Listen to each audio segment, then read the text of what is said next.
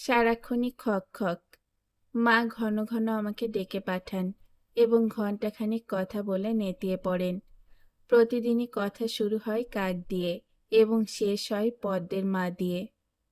মঞ্জু শোন, যেদিন ওই হারামজাদা কাকটা মানুষের চোখ ঠোঁটে নিয়ে বারান্দায় এসে বসেছে, সেদিনই আমি বুঝেছি আমার সব শেষ। মা, তুমি শোনো, মানুষের চোখ ওই কাক কোথায় পাবে? মরা গরু বা ছাগলের চোখ নিয়ে এসেছে। ওইটা মানুষের চোখ, গরু ছাগলের চোখ আমি চিনি। আমি কচি খুকি না। এখন বল, টগর কেন পদ্মর মাকে ছোট মা ডাকে? জানি না মা। আমার সন্দেহ তোর বাবা ওই মহিলাকে গোপনে বিয়ে করেছে। টগর বিষয়টা জানে বলে তাকে ছোট মা ডাকে।